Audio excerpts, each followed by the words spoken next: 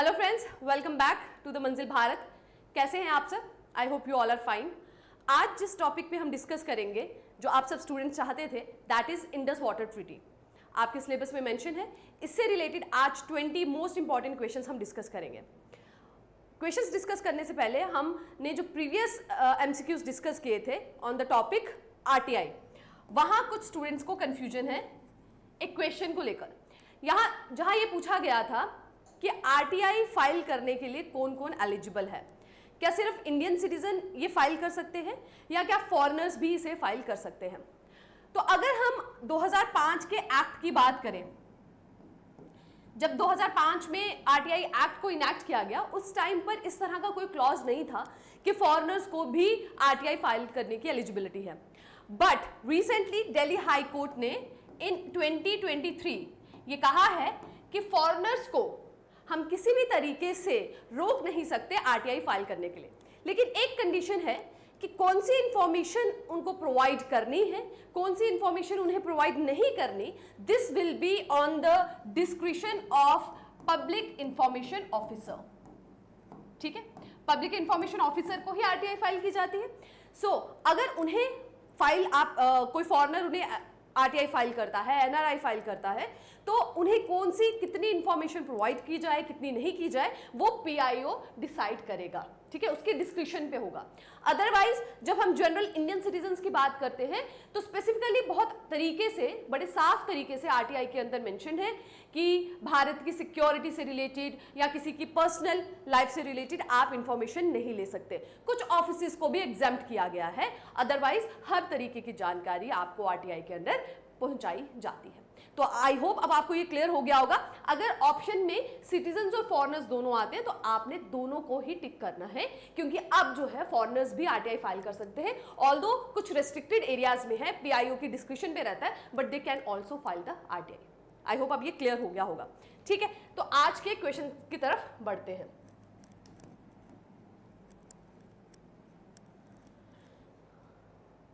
पहला क्वेश्चन है, Indus water treaty was signed on. किस तारीख को इंडस वाटर ट्रीटी जो है वो साइन की गई थी? 19 सितंबर 1960, 29 सितंबर 1916, 19 सितंबर 1970 या 29 सितंबर 1970। तो ईयर तो आप लोगों को याद होगा, दैट इज 1960 है, तो ये दोनों एलिमिनेट हो जाते हैं। तारीख भी आपको याद रखनी है, एग्जाम में पूछ सकते हैं। 19 सितंबर 1960 को इंडस वाटर ट्रीटी जो है वो साइन होती है। Question number 2, which international organization brokered this treaty? So इस ट्रीटी को जब साइन किया गया, सो उसका मीडिएटर कौन बना? ठीक है, थर्ड पार्टी जो थी उसमें इंक्लूडेड, जिसने इस ट्रीटी को साइन कराने में बहुत अहम भूमिका निभाई, who was that organization? WHO, world bank, united nation या Asian development bank? So that was world bank. World bank ने इस ट्रीटी को जो है ब्रोक किया between two countries.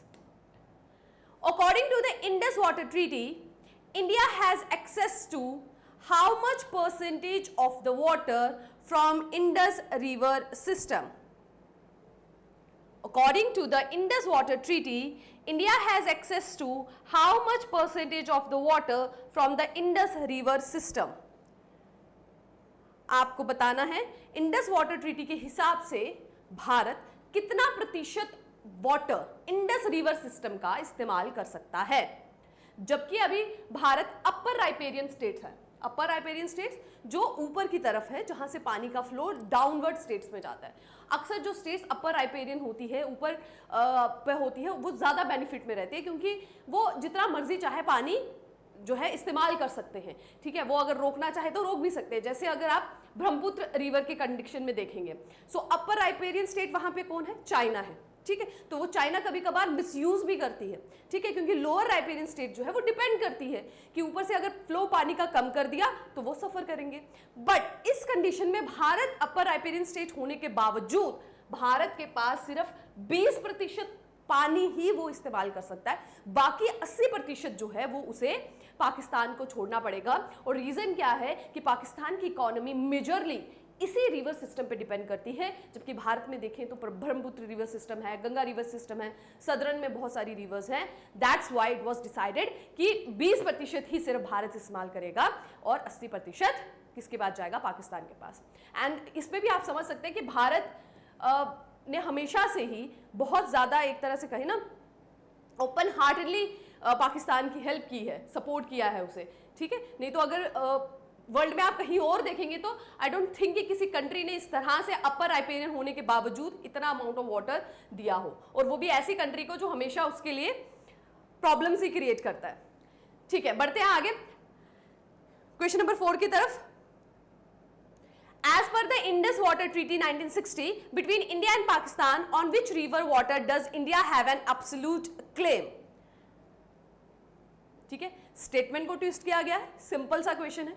Indus water treaty में भारत की तरफ, भारत को किस किस रिवर्स का जो है एक तरह से आप बोले उस पर एब्सोल्यूट क्लेम है कि उसका मैक्सिमम पानी जो है वो भारत यूज कर सकता है, ठीक है, इंडस वाटर ट्रीटी के हिसाब से। सो इंडस वाटर ट्रीटी की बात करें तो इंडिया का एब्सोल्यूट क्लेम ईस्टर्न रिवर्स की तरफ है, ठीक है। ईस्टर्न और वेस्टर्न दो रिवर्स में डिवाइड किया गया है, इंडस को और उसकी ट्रिब्यूटरीज को, ठीक है।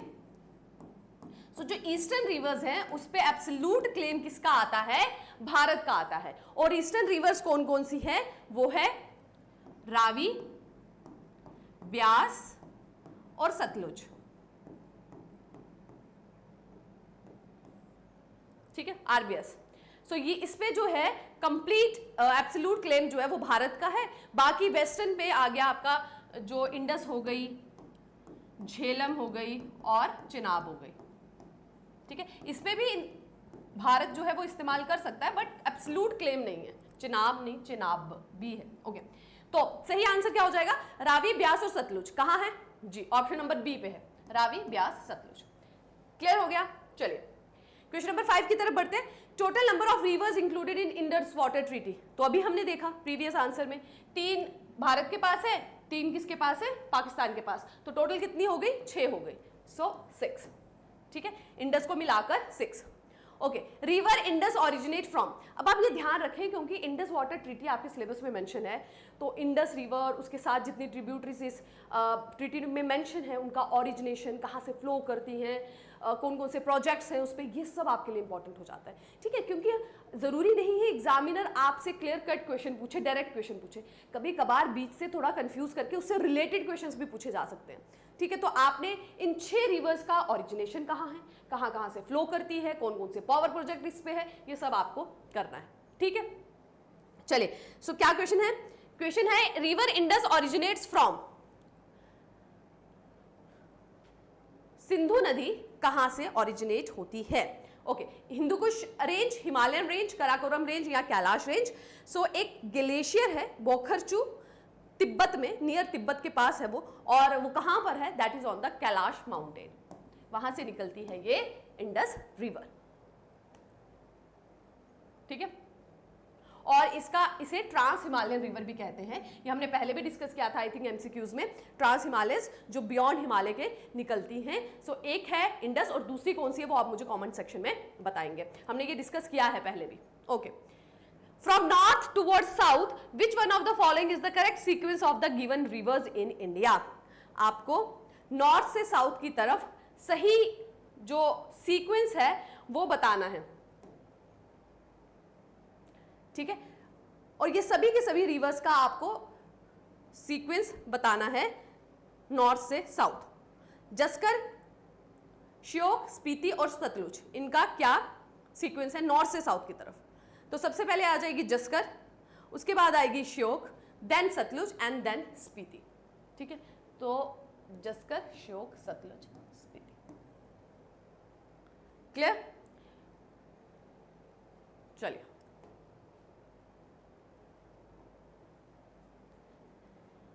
Zanskar and Nubra are important tributaries of which river, ठीक है। जैसे मैंने आपको बताया इंडस वाटर ट्रीटी में जो भी 6 रिवर्स हैं उनकी इंपॉर्टेंट ट्रिब्यूटरीज के नाम भी आपको याद रखने हैं, एग्जाम में पूछ सकते हैं, जरूरी नहीं है डायरेक्टली आपको पूछे इंडस वाटर ट्रीटी किस किस के बीच में, ये तो मैक्सिमम सब स्टूडेंट्स को पता होगा, कौन से साल में हुई, कि उस वक्त देश का प्राइम मिनिस्टर कौन था, कौन सी जो ऑर्गेनाइजेशन है उसने ब्रोक की, ठीक है। ये सब सीधे क्वेश्चन है, मैक्सिमम सभी को पता होंगे, बट कभी कभी इन डेप्थ जाके भी पूछ लेते हैं, तो इन सभी रिवर्स की आपको ट्रिब्यूटरीज के बारे में भी पता होना चाहिए।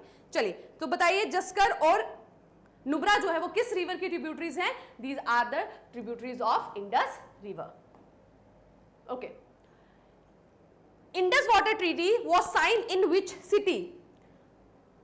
19 सितंबर 1960 को ये साइन होती है।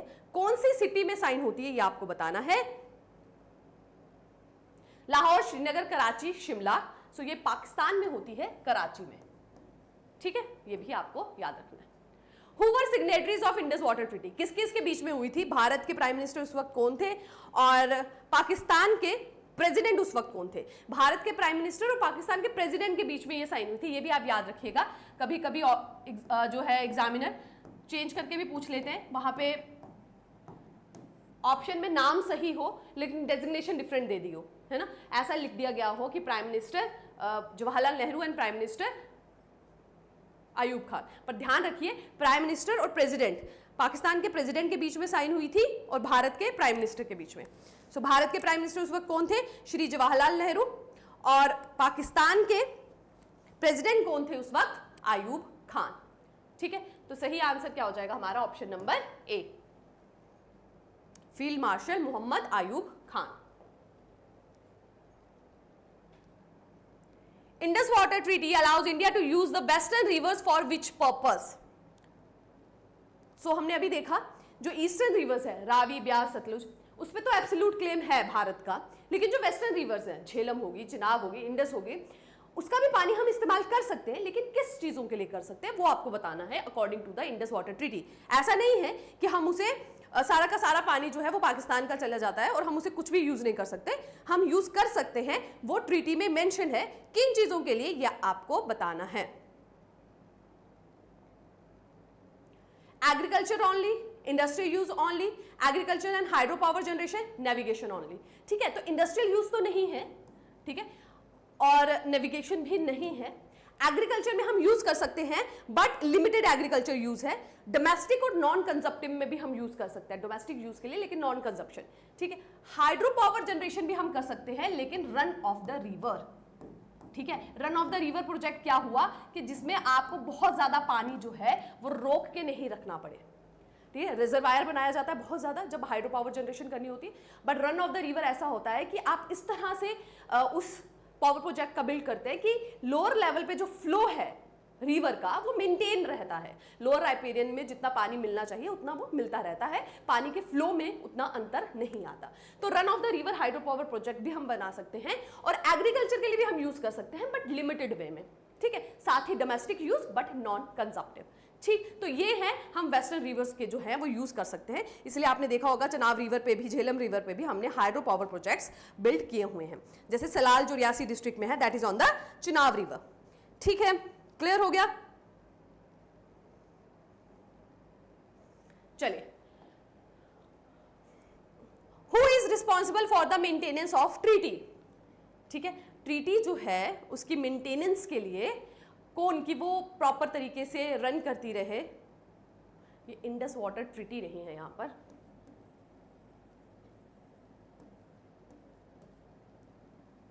ठीक है, that is not correct. So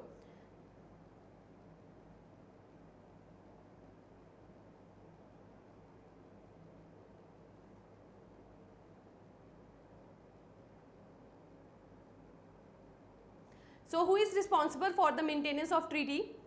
Indian government, Pakistan government, World Bank या none of the above? None of the above से ज्यादा सही ऑप्शन यहां पे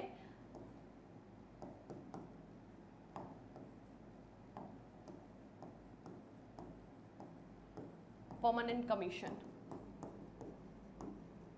ठीक है, तो ये ट्रीटी जो है ये चलती रहे, दोनों देश जो हैं इसको फॉलो करें, प्रॉपर तरीके से इसको रन हो, उसका ध्यान कौन रखेगा? That is done by the permanent commission. ठीक है, परमानेंट कमीशन जो है जिसमें दोनों ही देशों के मेंबर्स होते हैं, वर्ल्ड बैंक के मेंबर भी होते हैं, वो ये देखते हैं, that is responsible for the maintenance of the treaty. ठीक है, Pakistan has objection on which projects under Indus water treaty? Indus water treaty के चलते पाकिस्तान को कुछ पावर प्रोजेक्ट जो भारत ने चलाए जा रहे हैं, रन किए जा रहे हैं, उनमें ऑब्जेक्शन है। आपको बताना है वो कौन कौन से हैं। One is Ratle power project, second is Kishan Ganga power project, third is both और फिफ्थ इज नन। सो दोनों पर ही, रैटल पावर प्रोजेक्ट और किशन गंगा, इन दोनों पर ही ऑब्जेक्शन है पाकिस्तान को अंडर इंडस वाटर ट्रीटी। और इसके चलते वहां से उन्होंने जो है मेंबर्स भी भेजे थे for the review of this power projects. Kishan Ganga power project is on which river? अभी हमने देखा कि उस पे ऑब्जेक्शन है, आपको बताना है ये किस रिवर पे बनाया गया है। तो it has been built on the river Jhelum, Kishan Ganga which is the tributary of the river Jhelum. ठीक है, किशन गंगा पे बनाया गया है, जो कि इन टर्न किसकी ट्रिब्यूटरी है? झेलम की। ठीक है, is on tributary of which river, इस तरह से आप इस क्वेश्चन को कर लीजिए। ठीक है, ठीक है, किस रिवर की ट्रिब्यूटरी पे बनाया गया? तो किशन गंगा रिवर पे बनाया गया, जो कि झेलम रिवर की ट्रिब्यूटरी है। ठीक है, 37 मीटर हाई लॉन्ग ये जो है डैम है। ठीक, 3 यूनिट इसकी पावर प्रोजेक्ट्स की बनेंगी, 110 मेगावाट की each. Okay, now next is on which river Ratle power project is being built? दो पे ऑब्जेक्शन है। किशन गंगा जो है वो किशन गंगा पे बना है, जो कि झेलम की ट्रिब्यूटरी है। रैटल पावर प्रोजेक्ट जो है वो कहां बना है? किश्तवाड़ डिस्ट्रिक्ट में है and it is on the river Chenab. ठीक है, चेनाब में है एंड कौन से डिस्ट्रिक्ट में है? किश्तवाड़ डिस्ट्रिक्ट में। ठीक है, और रन ऑफ रिवर स्कीम के अंडर ही बनाया गया है। इसीलिए भारत का कहना है कि इसमें कोई भी ऑब्जेक्शन नहीं होना चाहिए, क्योंकि भारत के पास ये हक है कि वो हाइड्रो पावर जनरेशन के लिए इसका इस्तेमाल कर सकता है, बस शर्ते जो हाइड्रो पावर प्रोजेक्ट है वो run of the river type का हो। ठीक है, सो 850 मेगावाट जो है इसका पोटेंशियल होने वाला है, 850 megawatt. Which project was suspended in 1987 after Pakistan objected to it? इससे पहले पाकिस्तान एक और प्रोजेक्ट पे ऑब्जेक्ट कर चुका है, जिसके चलते उस प्रोजेक्ट को जो है वो बंद कर दिया गया था। आपको बताना है वो कौन सा है। Left bank outfall drain project, Tulbul project, both या none. So it was Tulbul. ये जो प्रोजेक्ट है ये पाकिस्तान ने बनाया था, जिसपे भारत ने ऑब्जेक्ट किया था, क्योंकि इसके चलते ये खतरा हो गया था कि गुजरात स्टेट में फ्लड का चांसेस भी बढ़ गए थे। ठीक है, तो ये जो प्रोजेक्ट है ये पाकिस्तान की तरफ से बिल्ड किया गया था, और भारत में जिस प्रोजेक्ट को सस्पेंड किया गया दैट वाज तुलबुल प्रोजेक्ट। ठीक है, कौन सा प्रोजेक्ट था? That was Tulbul project. ठीक है, और कौन सी रिवर पर? झेलम रिवर पर। ठीक है, ये नेविगेशन के लिए पर्टिकुलरली बनाया जा रहा था। ठीक है, झेलम रिवर, रिवर भी आप याद रखिएगा, झेलम। चलिए, district B that is Anantnag से श्रीनगर एंड बारामूला। चलिए, question number 17, which project has been suggested to utilize the entire share of water under the treaty by India? तो भारत का हमेशा ये कहना है कि इंडस वाटर ट्रीटी में जितना भी शेयर भारत को मिला है पानी का, भारत पूरा का पूरा शेयर अभी तक यूज नहीं कर पाया है। तो भारत ने ये सजेस्ट किया है, क्योंकि every now and then Pakistan जो है ऑब्जेक्शन करता रहता है unnecessarily without any concrete evidences. So इसके लिए भारत ने ये सोचा है कि वो इस ट्रीटी के अंदर जितना भी शेयर पानी का उसके पास आता है उसको कंप्लीट यूज करे। और उसके लिए कौन कौन से प्रोजेक्ट्स की बात की गई है बनाने की? That is Shahpur Khandi project, उज multipurpose project and second Ravi Beas link below उज। ये तीनों प्रोजेक्ट्स की बात की गई है, जिसके चलते भारत का ये कहना है कि वो अपना पूरा जो शेयर है इंडस वाटर ट्रीटी के अंडर उसका इस्तेमाल कर देगा। उज की बात करें तो ये रावी रिवर की ट्रिब्यूटरी है। ठीक है, रावी रिवर की ट्रिब्यूटरी है उज। सो इसके लिए उज मल्टीपर्पज प्रोजेक्ट जो है इरिगेशन में भी इस्तेमाल होगा और हाइड्रो पावर जनरेशन के लिए भी इसका इस्तेमाल करने की बात की जा रही है। क्लियर? तो हमारा आंसर क्या हो जाएगा? All of the above. ठीक है, इन तीनों की बात हो रही है, तो all of the above is the correct answer. ठीक है, शाहपुर कंडी की बात करें तो ये पावर जनरेट करेगा पंजाब और जम्मू कश्मीर के लिए। उज मल्टीपर्पज प्रोजेक्ट की बात करें तो उज रिवर जो कि रावी रिवर की ट्रिब्यूटरी है, और वहां से इरिगेशन और पावर जनरेशन के लिए इस्तेमाल किया जाएगा। And third one is the second Ravi Beas link below Ujh. Next is which of the following is correctly match. आपको बताना है इनमें से कौन सा करेक्टली मैच है। ये कुछ डैम है और रिवर्स का नाम दिया गया है, ठीक है। Bhakra dam Beas river, Pong and Pandoh dam Sutlej river, Thein dam is on the Ravi river. So यहाँ पे आप देखिए भाखड़ा डैम जो है that is on the Sutlej river, तो ये वाला तो गलत हो गया। पोंग डैम की भी बात करेंगे तो वो ब्यास रिवर पर है, ये भी गलत हो गया। सो थीन डैम जो कि रंजीत सागर डैम भी है that is on the Ravi river, ये है करेक्ट। सो हमारा क्या हो जाएगा, सी इज करेक्टली मैच ओनली, ठीक है। सी इज करेक्टली मैच। भाखड़ा जो है दैट इज सतलुज और ये यहां से, ठीक है, दोनों ही गलत मैच है। Question number 19, who can abrogate treaty. Abrogate का मतलब कि तोड़ देना। ट्रीटी को कौन तोड़ सकता है? क्या ये यूनिलेटरी तोड़ सकती है? क्या इंडिया इसे तोड़ सके, ठीक है, या पाकिस्तान तोड़ सकता है, या वर्ल्ड बैंक, या फिर कोई भी नहीं।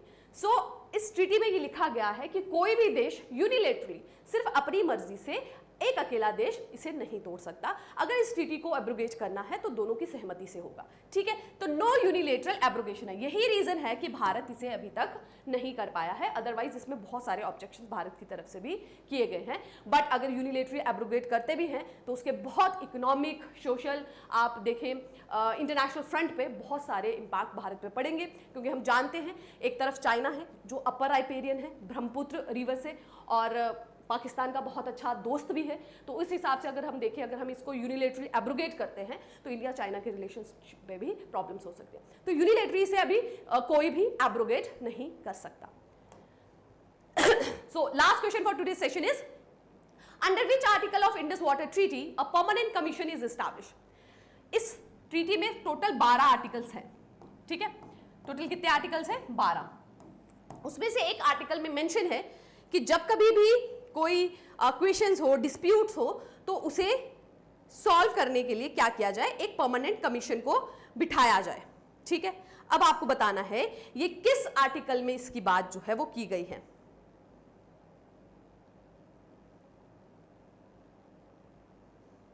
ठीक है, चलिए। सो इसमें कहा गया है कि कभी कोई डिफरेंसेस हो, डिस्प्यूट्स हो और क्वेश्चंस हो तो कौन उसे हैंडल करेगा। अगर तो कोई क्वेश्चंस है, ठीक है, जिस तरह से ये बात की गई है कि एक परमानेंट कमीशन बिठाई जाएगी और हर साल उसमें भारत से कुछ रिप्रेजेंटेटिव और पाकिस्तान के कुछ रिप्रेजेंटेटिव मिलेंगे, ठीक है, और कोई भी क्वेश्चंस होगा तो उसे बारे में वो डिस्कशन कर लेंगे, आपसी सहमति से उसे सॉल्व कर लेंगे। तो कोई भी क्वेश्चंस होगा तो वो परमानेंट कमीशन जो है वो सेटल कर लेगी। अगर कुछ डिफरेंसेस हैं, कुछ मतभेद हैं, ठीक है, डिफरेंसेस अगर अराइज होते हैं तो एक न्यूट्रल एक्सपर्ट जो है वो बिठाया जाएगा, ठीक है। जैसे आप कह रहे हैं कि वहां पे उनको ऑब्जेक्शन है किशनगंगा पे, रैटल पे, तो एक न्यूट्रल एक्सपर्ट होगा जो ना भारत से ना पाकिस्तान से, न्यूट्रल एक्सपर्ट होगा, देखेगा कि हाँ इस ट्रीटी के हिसाब से, इस ट्रीटी के प्रोविजन के हिसाब से काम चल रहा है कि नहीं चल रहा है। तो जो भी डिफरेंसेस होंगे उन्हें एक न्यूट्रल एक्सपर्ट जो है वो सॉल्व करेगा।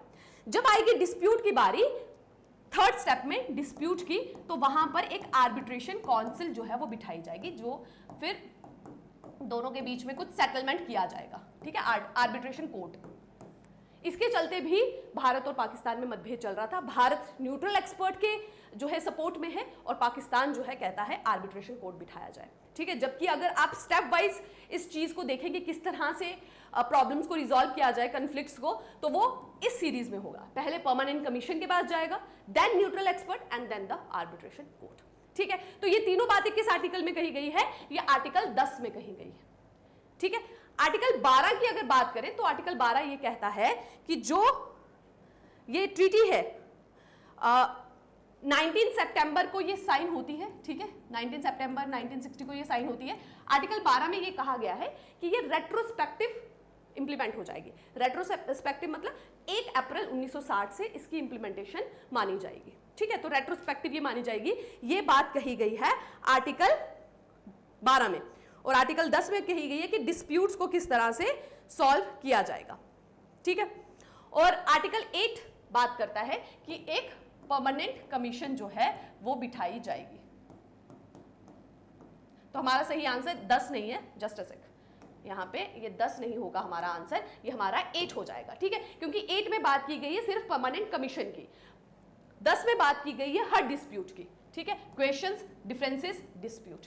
ठीक है, तो अगर आपसे ये पूछा जाए कि न्यूट्रल एक्सपर्ट जो है वो बिठाया जाए अंडर विच आर्टिकल, तो वो आर्टिकल 10 हो जाएगा। ठीक है, आर्बिट्रेशन कोर्ट है वो बिठाया जाए, वो किस आर्टिकल में लिखा गया, आर्टिकल 10 में लिखा गया। परमानेंट कमीशन की बात जो है वो आर्टिकल 8 में की गई है। किस में की गई है, आर्टिकल 8 में। ठीक है, आर्टिकल 8 में परमानेंट कमीशन की बात की गई है। आर्टिकल 12 में ये कहा गया है कि रेट्रोस्पेक्टिव ये इंप्लीमेंट हो जाएगा। 19 सितंबर को बेशक ये साइन हो रहा है, लेकिन अप्लाई ये 1 अप्रैल से हो जाएगा। और आर्टिकल 10 में बाकी सभी डिस्प्यूट्स की बात की गई है। आर्टिकल 1 की बात करें तो जैसे कोई भी कानून आता है तो सबसे पहले मेंशन किया जाता है उनका नोमेनक्लेचर, उनकी डेफिनेशंस। तो यहाँ पर भी आर्टिकल 1 में डिफरेंट डेफिनेशन जो है, एब्रीविएशन जो है वो दी गई है। Clear? So that is it for today session. इसके साथ हमने most important questions on Indus water treaty discuss किए हैं। कोई और टॉपिक जिस पे आप चाहते हैं कि एमसीक्यूज डिस्कस की जाए, मुझे कमेंट सेक्शन में जरूर बताइएगा। साथ ही अपना स्कोर भी मेंशन कीजिए। So that is it for today session. Thank you very much, take care and keep working hard.